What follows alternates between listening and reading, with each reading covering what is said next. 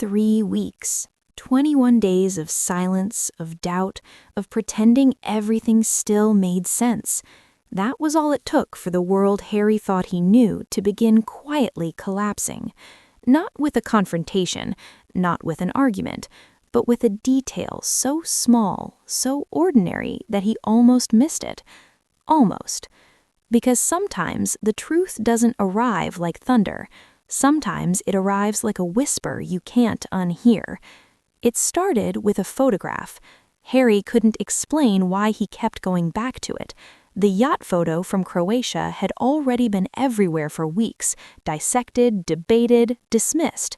And yet, night after night, he found himself reopening it, zooming in, zooming out, closing the tab, opening it again. Something about it felt unfinished, like a puzzle missing one piece. He told himself he was imagining things, that he was overthinking, that people in love didn't investigate old photos of their wives at midnight. But then, one night, his eyes landed on something he'd never noticed before. Tucked near the edge of the deck, half out of frame, sat a small navy canvas bag. Nothing flashy, nothing dramatic, but the gold lettering across the front stopped him cold. Soho House. His stomach tightened instantly. This wasn't just some luxury yacht. This wasn't random. This was connected. Connected to the same private world Meghan had once lived inside, the same members-only culture where connections were currency and access was everything. The same rooms where influence wasn't announced, it was whispered. And suddenly, things that had once felt like coincidence began rearranging themselves into something else entirely. Harry knew he wouldn't sleep that night. He opened a new tab, then another. His fingers hovered over the keyboard longer than he expected before he finally typed 3 names side by side, as if seeing them together might unlock something he'd been avoiding for years. Soho House. Marcus Anderson. Meghan Markle. The results filled the screen, and with them came a slow, unsettling shift in everything he thought he understood. He had always known Marcus as charming, stylish, connected, a social person, a presence. But the deeper Harry searched, the clearer something else became. Marcus wasn't simply part of the scene, he was the architect of it. Old society blogs, archived interviews buried behind dead links, articles that no longer ranked in search but still existed if you dug long enough. They all echoed the same theme. Marcus didn't attend parties, he curated them. He didn't introduce people casually, he positioned them deliberately. One article described him as someone who ensured the right people always met at the right time. Another hinted that his real power wasn't wealth, but access. Access to guest lists, to calendars, to private gatherings where careers were made in a single evening. Harry leaned back slowly, his heart pounding harder than it should have been for a man sitting alone in his office. He began replaying memories he'd never questioned before. The front row seat at the wedding, the way Marcus always seemed nearby, the quiet conversations, the comfort, the familiarity. And then a thought surfaced that he tried immediately to reject. What if Marcus hadn't just been a friend? What if he'd been something else entirely? He clicked deeper. Photo archives from Toronto's elite circles, event galleries, group shots from charity galas, after-party collections. Over and over again, the same patterns appeared. Marcus present, Meghan present, the same names recurring around them, the same rooms, the same timelines. Hours passed without him noticing. By the time he shut his laptop, it was almost morning, and the only thing stronger than his exhaustion was the fragile hope that he was misinterpreting everything, that he was building patterns where none existed. That hope lasted until the phone call.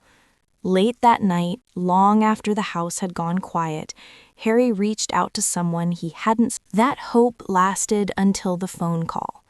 Late that night, long after the house had gone quiet, Harry reached out to someone he hadn't spoken to in years. Someone who had once lived inside that same world. Someone who understood how it worked. Someone who had no reason to lie. The line connected. A brief pause, then a voice. "I need to ask you something," Harry said quietly, "about Marcus Anderson." Silence followed, not the confused kind, the knowing kind. And then, after a long exhale, the man spoke. What followed wasn't explosive, it was worse than that. It was calm, matter of fact, as though these things had always been understood by those inside the circle. Marcus, the man explained, didn't simply socialize. He trained, he coached, he guided. He helped ambitious people learn how to navigate powerful spaces, how to dress correctly, speak correctly, move correctly, who to approach, who to avoid, where to be seen, when to disappear. "He doesn't introduce people," the voice said quietly. "He positions them." The words settled heavy. Harry stared at the wall as memories resurfaced. Polo matches, charity events, private gatherings, faces he'd seen long before he'd ever known Meghan's name, faces that appeared again and again in her earlier photos. And suddenly, the timeline no longer felt accidental. When the call ended, Harry remained seated long after the screen had gone dark. A new question began forming, one he couldn't ignore. How had she afforded any of it? The travel, the wardrobe, the memberships across multiple cities, the lifestyle that had always felt polished long before fame ever arrived. He knew the numbers. He knew what her career had paid at the time. The math didn't work. Carefully, discreetly, he reached out to someone still connected to the Toronto circle. The conversation was polite, measured, cautious, until one question lingered too long in the silence. Her membership, fully covered, not discounted, not subsidized, covered, for years. When Harry asked how, the response came with hesitation.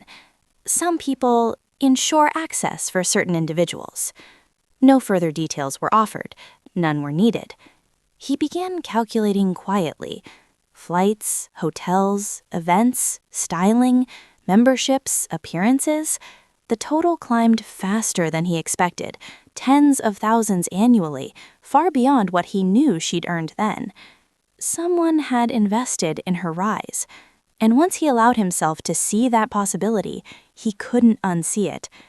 Days later, unable to shake the feeling that there was more, Harry pulled open a drawer he hadn't touched since the wedding. Inside sat the guest list, hundreds of names, neatly organized. He'd never studied her side before. Why would he have?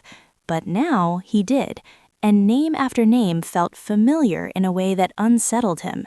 Soho House regulars, connections, overlapping circles, people who had appeared in old photographs years before their paths had supposedly crossed.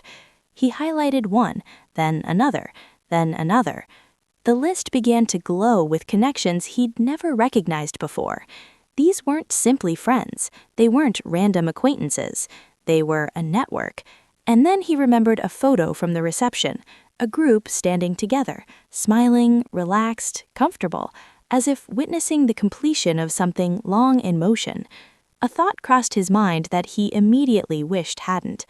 What if his wedding hadn't only been a celebration? What if, to some of them, it had felt like confirmation? Sleep became rare after that. Food tasted like nothing. Days blurred into endless loops of revisiting old moments, conversations, introductions, stories that once felt romantic now felt structured. He found himself questioning everything, until, one night, he opened something he'd avoided for years, old voicemails, messages he'd never listened to, messages he'd deleted in anger, messages he'd dismissed as interference. He scrolled slowly, dates passing, years passing. Then he saw it. November 2017. He pressed play. The voice was calm, controlled, concerned. A warning, not spoken with accusation, but with urgency. Security findings, patterns, connections, photographs, concerns that had existed long before Harry had ever allowed himself to consider them. He listened once, then again, then again. There were more, each one consistent, each one rooted not in jealousy, but in caution. He'd ignored them all, convinced at the time that love meant defending, that loyalty meant not questioning, that doubt was betrayal. Now, listening years later, the weight of that realization settled deeper than anything else. It wasn't that he'd been kept in the dark, it was that he'd refused to look. These days, sleep comes in fragments. Thoughts come uninvited. Every memory replays with new context. Every moment once framed as destiny, now examined under a different light. He asks himself questions he never wanted to ask. Was the timing really coincidence? Were the introductions really organic? Were the moments he believed were fate actually design? He doesn't speak these questions aloud. He doesn't need to. They live in the quiet. And the hardest truth isn't found in the research, the connections, or the timelines. It's found in the emotional reckoning that follows. The realization that perhaps the love he believed was rare and spontaneous may have unfolded inside a framework he never saw being built. Not because he was foolish, not because he was naive, but because he trusted completely. And when trust breaks, it doesn't shatter loudly. It erodes slowly, thought by thought, memory by memory. Harry lies awake most nights now, staring into the dark, replaying the story of his life as though it belongs to someone else, searching for the line between authenticity and influence, between chance and choreography. He doesn't know where that line truly sits, but he knows this: the past no longer feels simple, the story no longer feels pure, and the questions that once whispered now speak too loudly to ignore, because the most haunting possibility of all isn't betrayal. It's the thought that perhaps, from the very beginning, everything had been unfolding toward this exact outcome, long before he ever realized he was part of the story.